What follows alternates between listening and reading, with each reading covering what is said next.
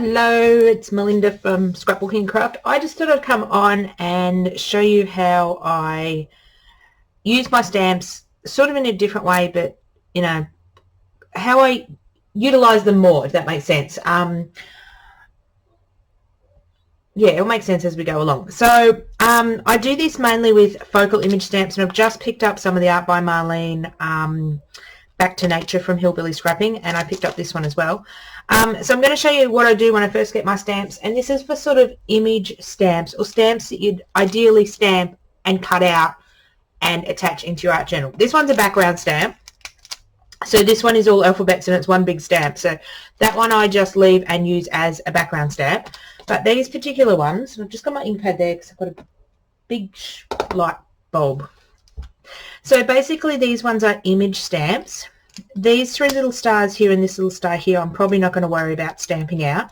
But what I like to do when I get a new set, or even if you go through and get your old sets, I especially do this with my, if I can put my hand on it, I can, Delusion stamp sets, because they're traditionally, I will use them in the foreground. I'll stamp them on a piece of paper or a piece of tissue paper, cut them out and stick them on my project.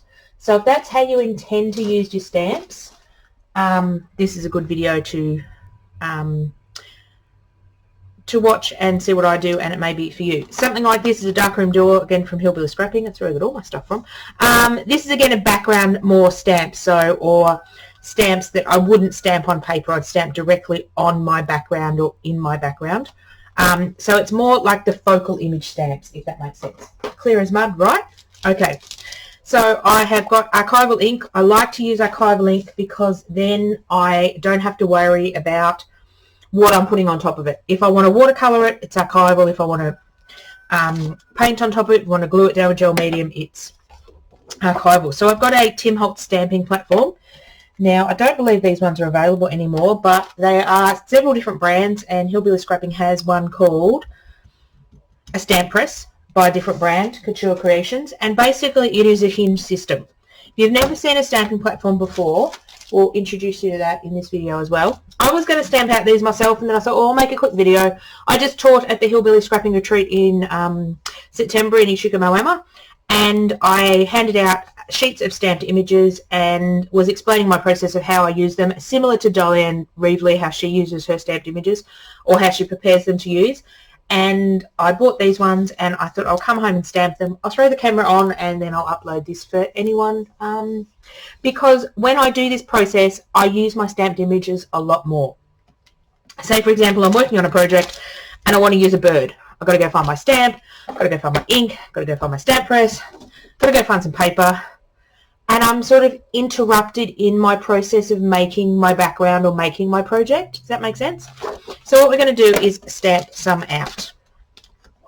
So these stamp platforms or stamp presses, or there's several different brands that make a similar concept, basically means it's a hinge system. So when you put your stamps on here, they cling onto here, and you can ink them up multiple times and stamp into one spot. These ones probably not, as this one probably stamped a couple of times because it's got really dark dots to get dark dots. But especially I like using this for my, where do I throw it? My Delusion stamps, because they have a lot of blacks in them, and it's really hard for me to get a good stamped image if I don't use my stamp press. They're an investment, the stamp press, but they are one of the best things, especially if you have trouble with your hands. You can't put a lot of pressure on your stamp. You don't want to do CPR stamping, as they say, and push really hard. This will allow, and this will allow you to put less pressure on your stamp and stamp it multiple times. Now the paper I like to use is, this is A4 paper from Officeworks. I buy it in a bulk of about 200 sheets, 250 sheets.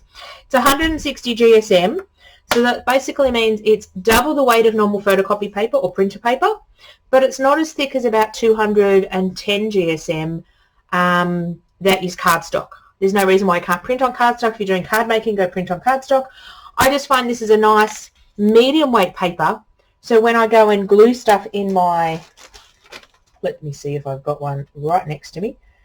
Okay, let me see. Oh, these are all printed on that. Okay, so when I'm gluing the image down, these are some Delusion stamped images that I've stuck in my book. I'm ready to colour and add things to. it doesn't make your book as thick. If I was going to stamp these on cardstock that is about 1/3 thicker than this, your book gets really bulky. But this paper takes a little bit of watercolour, it takes a bit of alcohol marker, not a lot of blending, but a little bit of colour. It takes a bit of medium, and it's a lot more durable than your normal photocopy paper.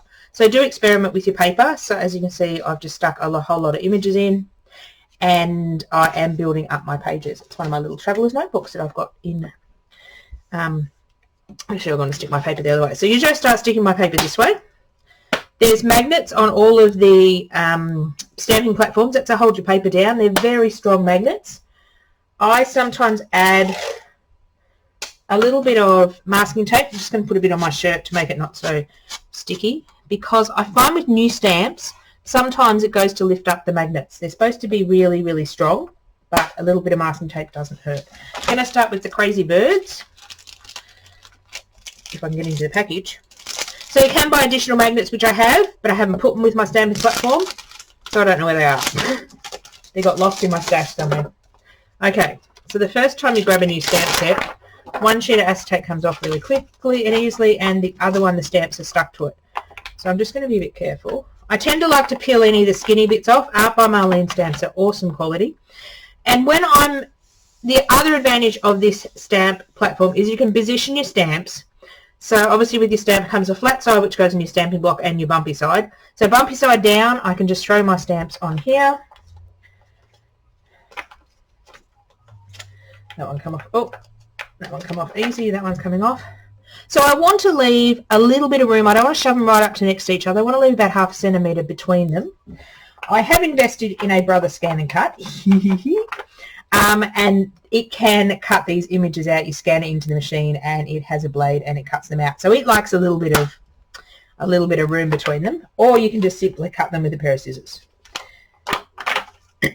I love this big bird. So this big bird I'm going to sort of offset, and I'm going to add the word star. So I've left these little 3 and this one, which I'll more stamp directly on my page, but I'll make some of the words. So I like to sort of fill up, and this is the other advantage of the stamping press, is you can fill up a larger area and stamp more at once. So I'm just making sure these are all the flat sides, because I have been known to put them on the wrong side. So now all you do is pop your hinge over and press, and now when you pick it up, all your stamps should be clinging to this side. So now we ink them up. I'm trying not to wobble the table, and I'm deliberately going to not ink correctly just to show you. So I'm deliberately going to miss some of this bird down here. Poor birdie gets missed. So I'm just tapping the ink pad over the top. The first time you use new stamps, sometimes you don't get a good image. So now we go over and we just give them a nice press where they are. I find the first time I use new stamps, I need to stamp them, a couple of more times than normal. So I'm just giving them a good press. I like to hold my paper, stick my finger under here and grab my paper as well, because sometimes the first time your paper will lift up a bit. See how I didn't get a very good stamp at all. Now I'd be very disappointed if I didn't have the stamping platform, and to line up the stamps a second time is harder. Plus the first time the stamps come out of the packet, they might have a bit of residual manufacturing goop on them. And I find I don't clean my stamps, so actually having a layer of archival ink on your clear stamps is not an issue. It'll dry, and it sort of, it makes your stamps behave a bit better. So I'm just going to come in and do this a second time. I may have to do this 3 or 4 times being new stamps, but hopefully when I go to do the second side of the paper, it will work a bit better. How are we going? We're getting there. We need probably to go again. Let me swap ink pads to see. I inked one of these, but I can't remember which one I inked. Having a good inked stamp pad is probably a good idea as well. Okay, I see more. This must be the ink pad I inked. Okay, that helps. A inked up ink pad.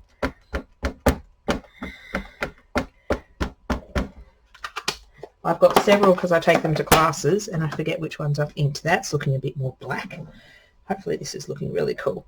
And what you want to do is do this on a hard surface, like a kitchen bench. If you normally scrap on like a trestle table, it's got too much give in the table. So go take over the kitchen bench or a hard wooden table for a little while and do your stamping on that. Much better. Sorry, just his eyes need a bit more work. So you can sort of see, and that star word needs a bit more work as well. Sometimes I find if I've got 5 stamps on my platform and I'm not getting a good impression on one of them, I would make sure the other 4 stamps get a good impression, and then I'll remove all the stamps except for the one I'm working on, and his eyes are what I'm working on at the moment, and this word down here, and just stamp with 1 stamp. So sometimes you can get away with having the whole stamping platform on. Sometimes you have to stamp some individual stamps. His eyes are so much better now. Sorry, excuse my head. I need the top of him. Sometimes the magnets get in the way, so move the magnets out of the way. I need his top of his hat. Let me have a look. Oh, I need the top of the bird's head here. So I need the top of his head mainly.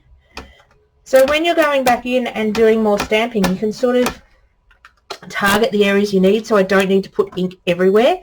And each time you flop it over, assuming your paper does not move, hence why I put the extra sticky tape and I stick my finger in here and hold it. I find it only moves if you're stamping A on top of paint, which I've done a few times before, and B on top of his hat. Is being annoying. Just doesn't want to ink up. And sometimes when you're using new stamps, this paper can lift a bit, so you just got to be a bit careful. Come on, top of his hat. I could fix it up with a marker before maybe it's just supposed to be lighter. Let me look. And I've got ink where I don't want ink. Let me clean up a bit. So if you find you're getting ink where you don't want it on your platform, you can wipe it off with a baby wipe. I'm going to try for his hat again. And then I'll show you a cheats way so you can get more stamps out of your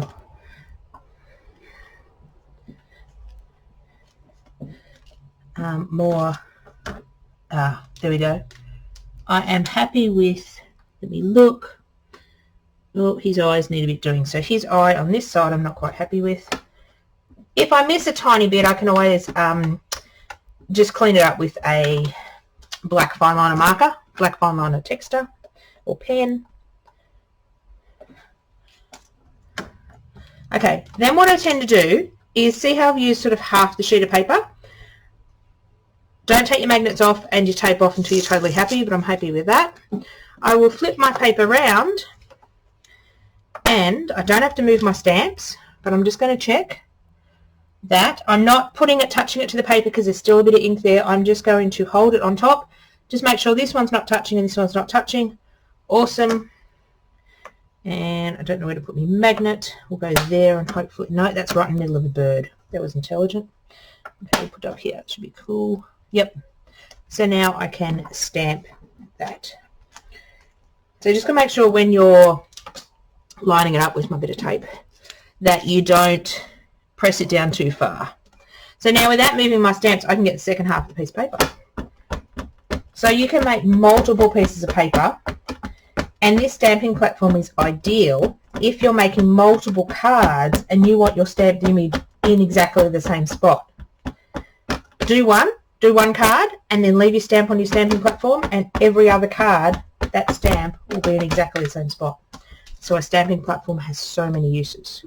Now I shouldn't have to stamp it so many times this time because A, I'm using the proper ink pad, and B, the stamps have a little bit of ink on them, so they should be stamping a lot better. Awesome. So as you can see, this doesn't take that long, and I've got 10 stamped images ready to go.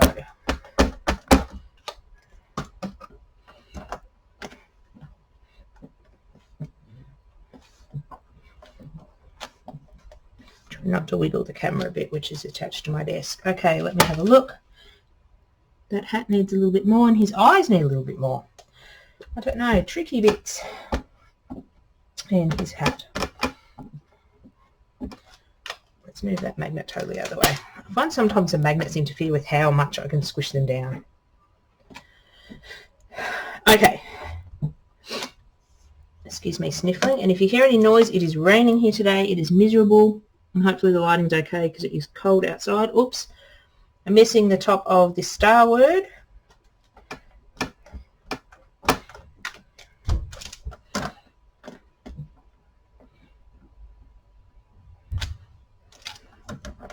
Still missing the tip of the star word. Come on. I might move that magnet up there now. I find sometimes the magnets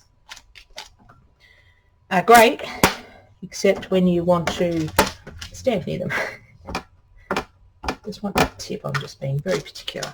So now I've got a whole sheet of stamped images. So these go into my stash, and when I want to work on a project with these birds, I can pre-colour them on this bit of paper, or I can... Still missing a bit of that, hey? So this is where I'm going to take this bird off, this big bird off, just put him on there and see if that makes a difference to get that bit of the A. Now I've got it. Can't put the bird back on because I can't line it up, but I'm done with the bird anyway. So now I have a sheet of stamped images. Just careful taking your tape off, hence why I put it on my shirt to start with, to make it less sticky. So now what I'll tend to do is fussy cut them out. These particular ones were cut on the scan and cut. My daughter loves to play with it. So basically with the scan and cut, you feed this into the machine and it'll cut them out. It won't cut out this star of the moment because there's no line around it. It'll only cut where there's a solid perimeter line. Thinking back to maths, what's a perimeter? It's a solid outside line. Or I can sit here and fussy cut these, and when I fussy cut them out, I put them into little pouches, and basically when I go to do a layout, let's just pop this, let's just clean the stamp so I can fold this up. So I just clean my stamps with a wet baby wipe, not too particular. I'm actually going to stamp out another couple of pages while I'm at it, so I'll put my birdie back. And I'll do exactly the same thing with this stamp. Not sure about the stems, but I will do some with the stems. But I'll basically do it exactly the same. I will end up with a stamped sheet of flowers.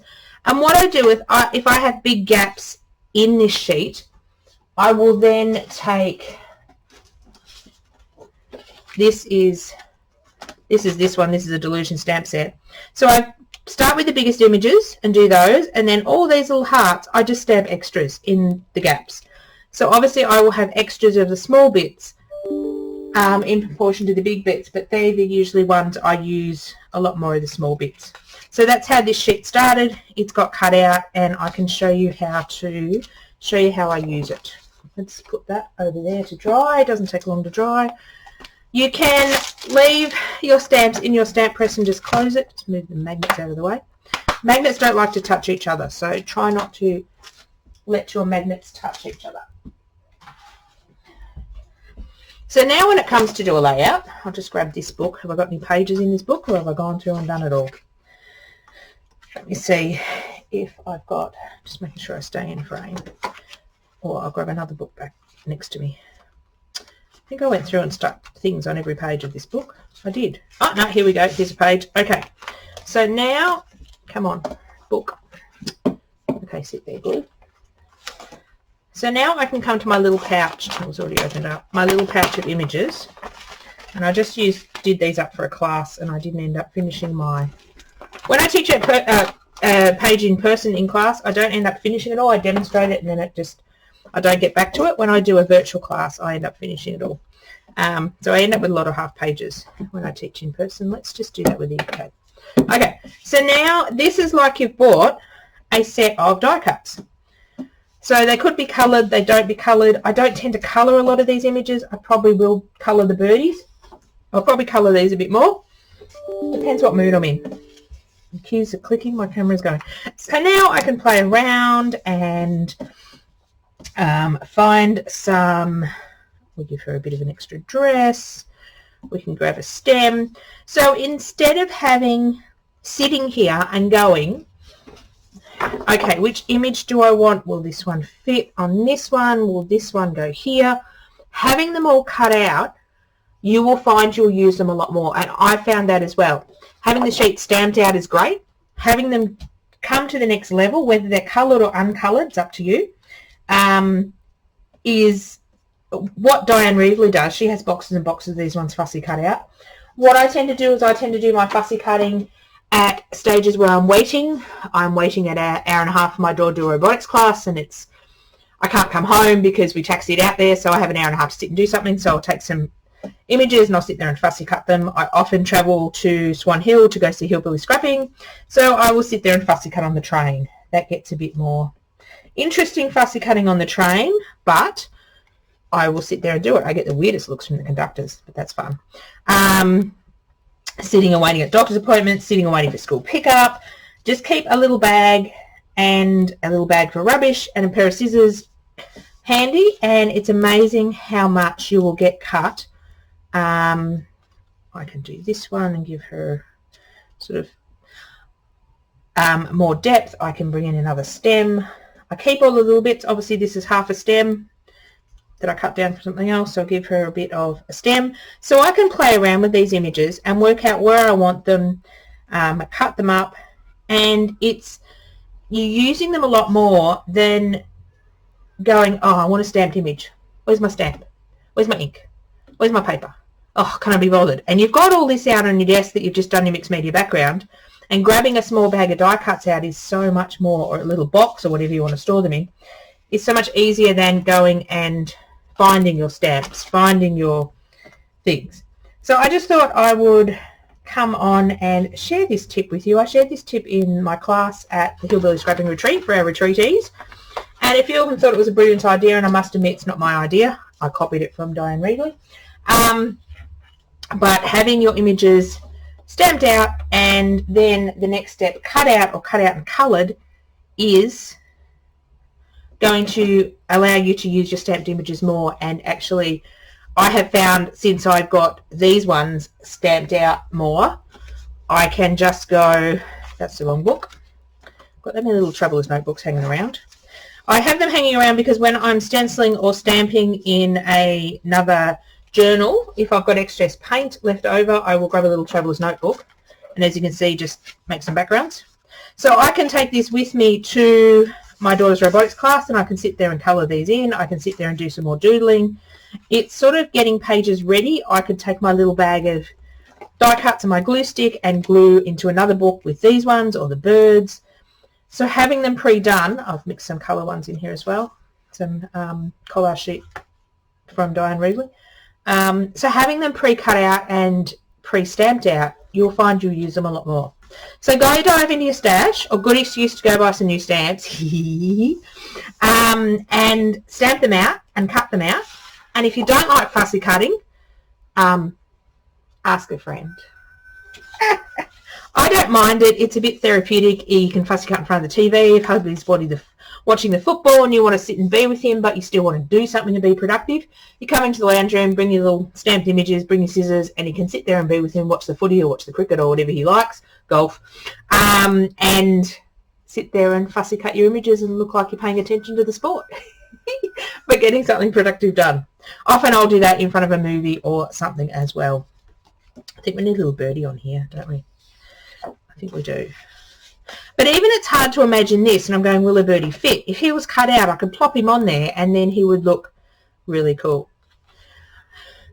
Thanks for listening to me waffle for a little bit. I'm going to go stamp out some more birds and con my daughter into putting the scanner cut on and cutting them out for me, because I prefer that than fussy cutting. I don't mind fussy cutting. But I just thought I'd share that tip, and it will get you to use your stamped images a lot more. So dive through your stash, see what stamped images you've got that will work. Just remember you are looking for more focal images than sort of these ones that are sort of, if you cut them out as focal images, they're not going to do much, but they're good for stamping in the background and adding afterwards. That's me. I'm going to go stamp some more of these out, and I think I'm going to have to put that little birdie here. That's all I wanted to share today. I hope that helps, and any questions, don't hesitate to pop a note on the video or a note in Facebook where I've shared this video for you. and I'll be happy to answer any questions. The only thing I won't do is fussy cut your images. You've got to do that yourself. Because I know one lady's going to ask, can you fussy cut my images? And I will say no. Bye for now.